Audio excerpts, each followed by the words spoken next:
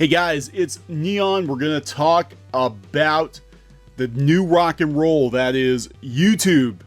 YouTube and video games are the new rock and roll, the new Dungeons and Dragons.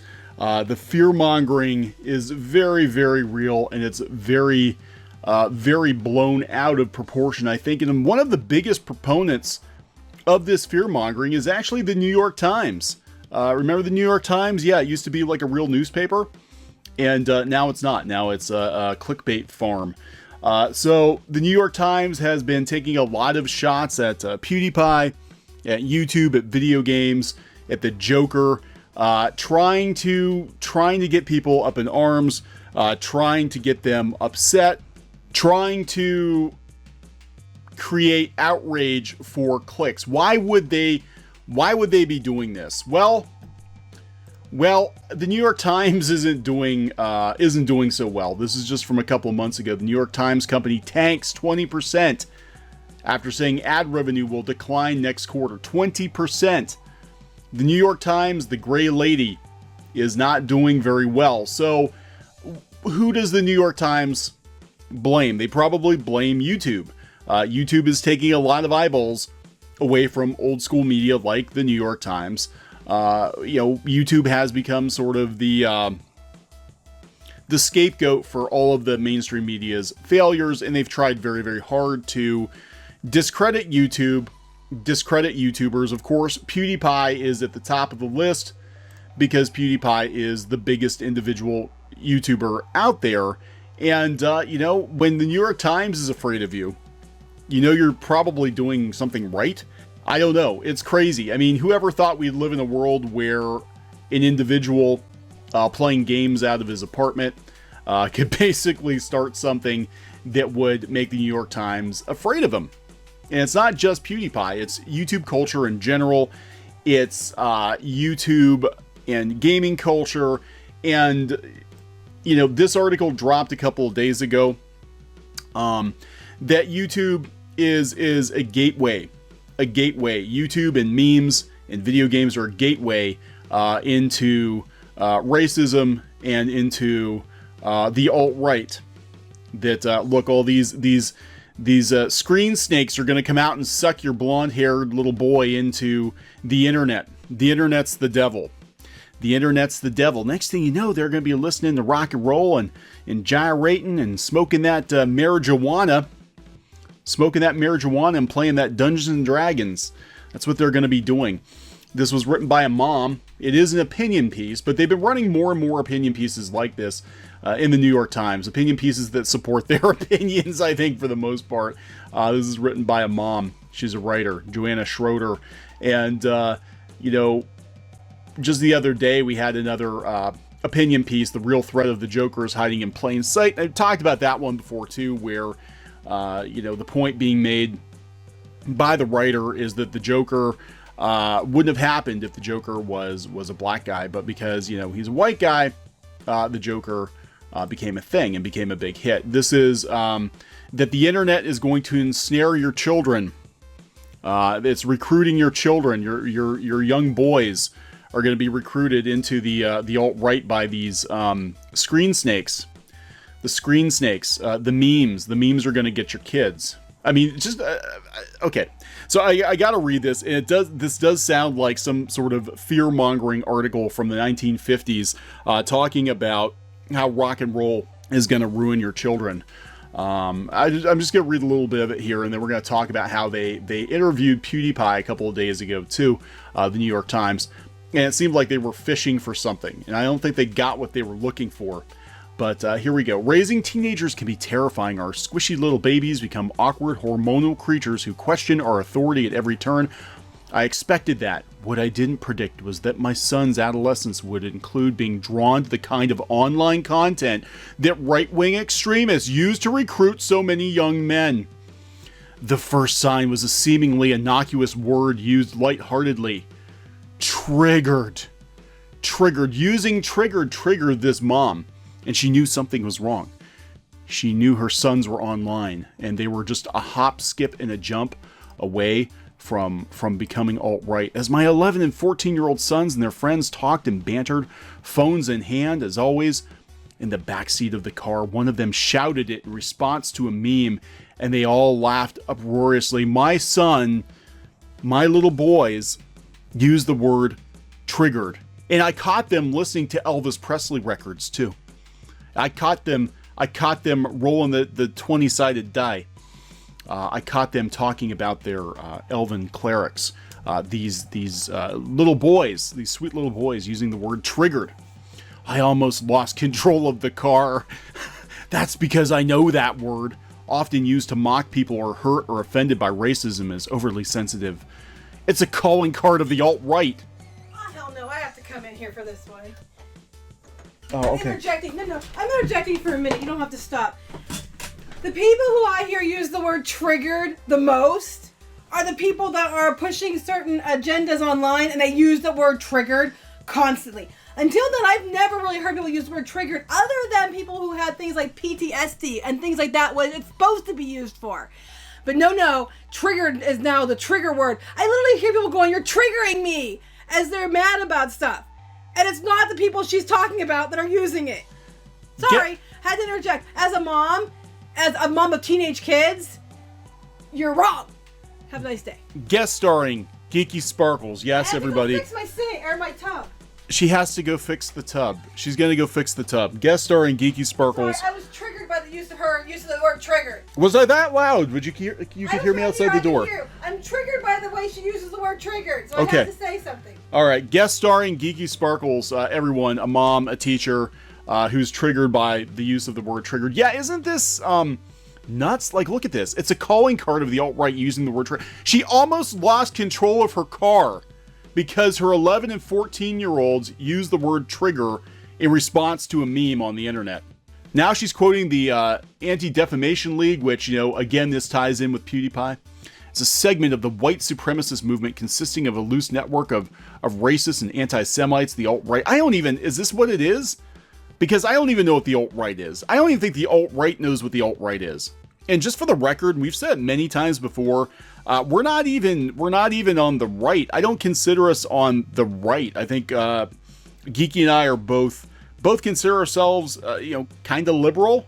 Both of us tend to back the blue candidates or have backed blue candidates in the past. We don't consider ourselves alt-right at all. So not even right. So this is just a very loose catch-all that people who are fear-mongers are using to demonize people who don't quite agree with them. And usually it's very, very far left, very, very progressive views. So people associated with this group are known for trolling those who disagree with them and calling critics triggered as a favorite tactic. The next red flag, I watched my son scroll through an Instagram and double click on an image lighting up a heart that signifies a like. Hold on a minute, I said, snatching his phone. Was that Hitler?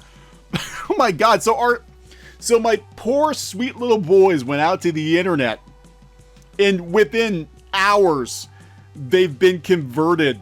They've been converted to the alt-right because they used the word triggered and they were looking at memes. Was that Hitler? The meme showed a man in contemporary clothing tipping off the N-word leader to the invasion of Normandy. My son said he hadn't even read it. He just assumed the time traveler was trying to kill Hitler and not help him. He was shocked and embarrassed when I pointed out the actual message. I'm not stupid enough to like Hitler on a meme, Mom. And anyway, I'm sure my friend shared it to be ironic. I didn't see the irony, and my son couldn't explain it. I proceeded to explain the Holocaust to him. Yeah, this is... Look, to get serious for a minute, this is why the other side of this, the far, far left, which would be, I guess, the 180 from the far, far right. This is one of the issues I have a huge problem with, is actually their very flippant and lighthearted use of the N-word and calling people the N-word. Not the N-word we're talking about, the very bad militant people, that N-word. And I got to be careful what I say on YouTube. I sound like an idiot half the time. The P word, the N word, the whatever, because YouTube now, with their robots, if you say the wrong thing, they will take your videos down or demonetize your videos or whatever. But the other side tends to use that in a very flippant fashion. It is a very serious thing. You know, it is a very serious thing.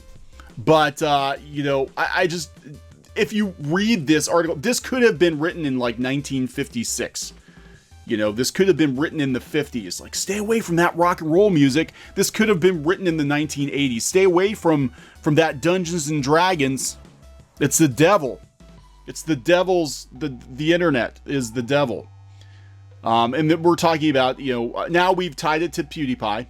Because now they're talking about New Zealand, and they're talking about, she didn't call him out by name, but they talked about how it was tied to a notorious shout out to a noteworthy YouTube personality, right?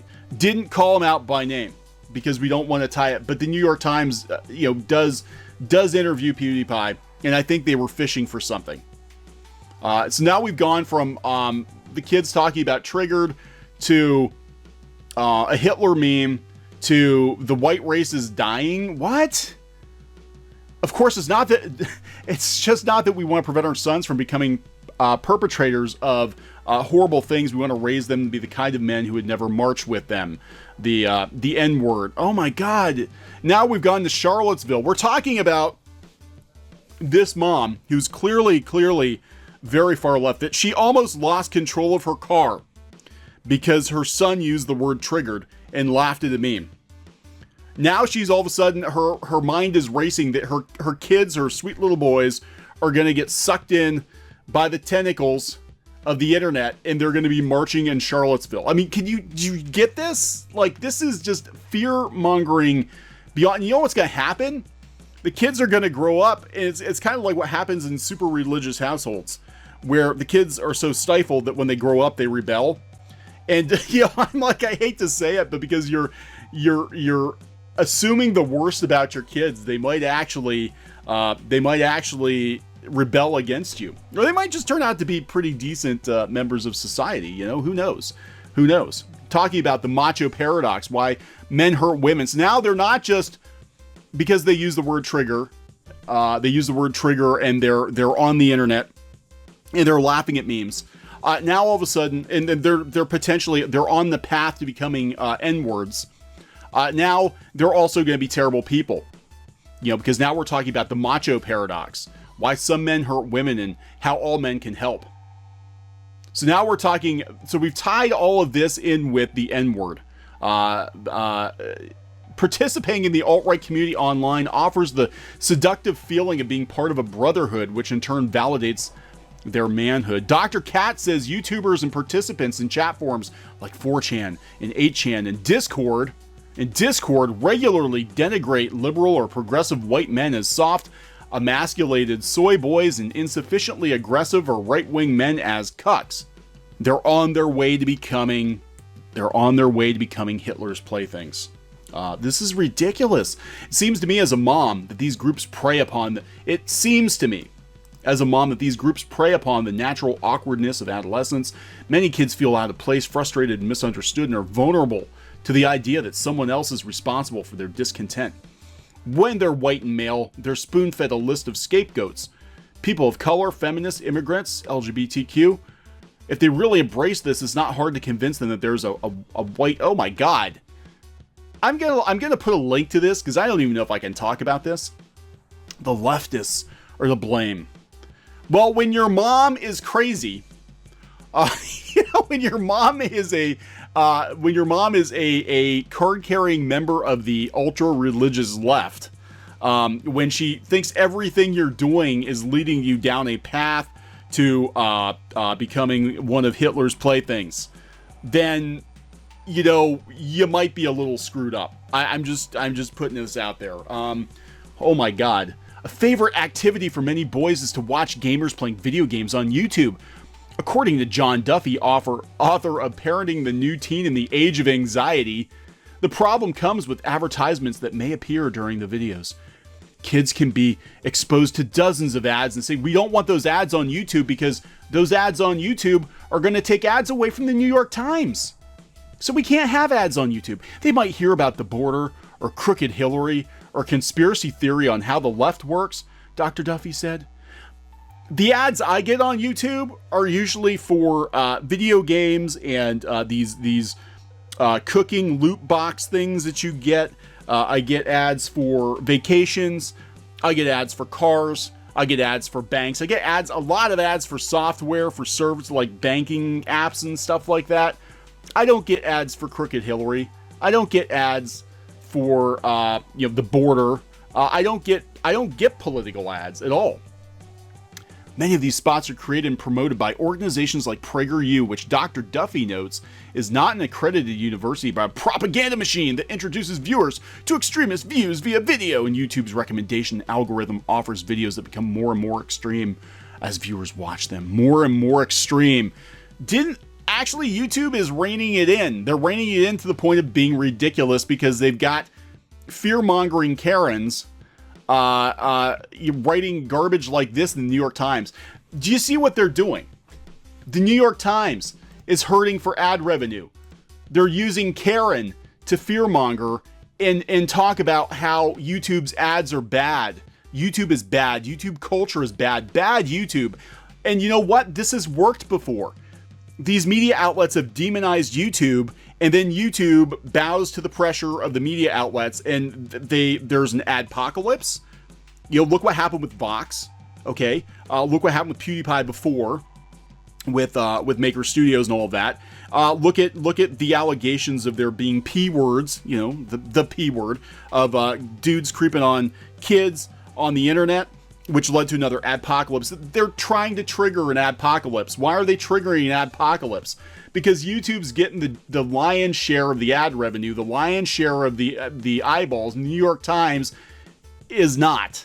They're not. That's what this is all about. At the end of the day, that's what this is all about. It's about, I don't even know if half these people believe the stuff that they're saying. They're just using the fear-mongering to destroy YouTube. And it's kind of working because YouTube creators are getting less and less money. And we're not talking the extremists. We're talking innocuous YouTube channels are getting less and less money because of this fear-mongering. I mean, there are YouTube channels out there. One that we watch pretty regularly that, we watch with the kids, Chad Tronic. He's a pretty cool guy. He just covers like 90s stuff, video games in like 90s pop culture. And his channel's been demonetized before. He's had his comments taken away. He had his check mark taken away because they were taking check marks away from people who had earned them, because they're trying to give an authoritative voice to outlets like the New York Times. I guarantee you the New York Times is trying to position its own YouTube channel above all of the other YouTube channels, all the other opinion channels, because they're taking eyeballs. And we saw the same thing happen in comic books. We saw it happen in anime. We saw news outlets that have been the authoritative voice for years get sideswiped by YouTubers. Like, they didn't even see it coming. All of a sudden, YouTubers were becoming the voice of the people. They were becoming the news authorities. We saw news outlets in comic books attack comic book YouTubers, say the same exact thing. The fear-mongering. Oh, these people are alt-right racist. Don't listen to them. Come to the comic book blog that's, hanging on by its fingertips. Because we're not getting the ad revenue anymore, because nobody comes to the comic book blog anymore because they're tired of our bullshit. We saw it with anime sites too. We barely did anything. We waited on the Vic Mignogna situation. We've been very neutral in this situation. We do a couple of videos here and there. We haven't said much. We had Anime News Network jumping down our throats, calling us the N-word. Stop being triggered. Stop being triggered. Guest starring Geeky. But here we go. Recommended videos and comments left on YouTube can lead them to threads full of racism and conspiracy theories on forums like 4chan. Next thing you know, they're going to go to the Daily Stormer. I mean, get this. They might find videos by more mainstream figures, including members of the so-called intellectual dark web, like Jordan Peterson, a Canadian psychologist and professor at the University of Toronto whose conservative perspectives on feminism and gender are very popular among young men and are often a path to more extreme content and ideologies. I mean, this is ridiculous. So let's see where we go. So now we're like, kids need to understand before they encounter their first alt-right memes that white supremacy looks like this. It's not just a person in a hood but also the smooth-talking YouTuber in the suit or the seemingly friendly voice in the video game forum. So Dr. Katz is all about Dr. Katz. Dr. Katz suggested to counteract the seductiveness of that appeal from the right, we can't have them leaning right. We need to offer them a better definition of strength. That true strength resides in respecting and lifting up others, not seeking to dominate them. What? I'm working hard to instill these values in my kids, but keeping them away from the radical right is a continuing project for me. I work very hard at this, and should be for any parent. I have confidence that they're more equipped than they were a year ago to detect and reject hateful messages. But in the meantime, every time they laugh at a so-called edgy meme, I'm going to make it my mission to find out what's so funny. I can't even. And then the New York Times a couple days before that, what does PewDiePie really believe? What does he really believe? And they talk about his influence, and they talk about, some of the controversy, and they talk about how he got to where he got to. And of course, they go there. I think they were hoping to get him. But yeah, really at the end of it, I think this is all about money. It's all about money. It's very, look, I'm not saying that there aren't extreme people out there preying upon young children, but this is the most ridiculous example of fear-mongering I've seen lately, and it comes right after the New York Times spills it's running out of money. That these news outlets are running out of money, and they're afraid. They're not afraid of the alt-right, they're afraid of bankruptcy. Hey guys, thanks for watching Clownfish TV. Please consider supporting the channel. Go to clownfishsupport.com. That's clownfishsupport.com. And if you want to join our community, go to clownfishtalk.com. That's clownfishtalk.com. Please subscribe, ring the bell for notifications. We will talk to you next time.